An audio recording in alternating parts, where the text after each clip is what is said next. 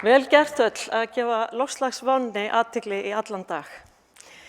Okkur finnst kannski stundum eins og loftslagsvegferðin sé eins og í ljóðinu eftir Tómas Guðmundsson Urð og grjót.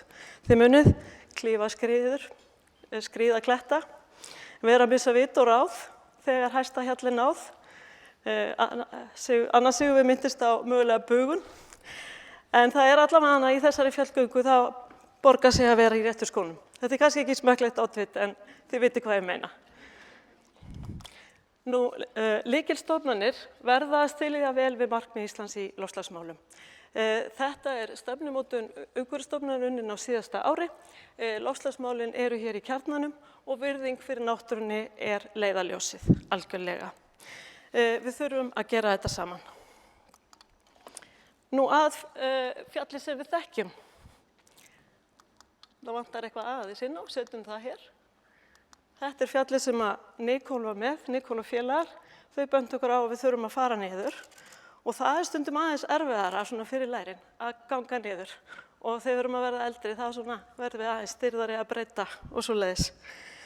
En við getum það.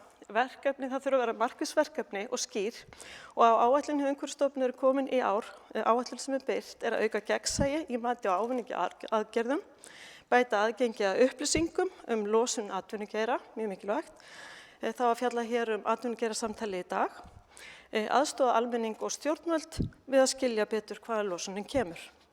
Það er sífellt að verða til ný þekking sem við þurfum að taka mið af við aðgerðum.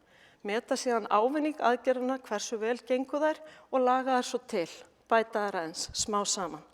Það er mjög mikilvæg þjónusta við stjórnmálin.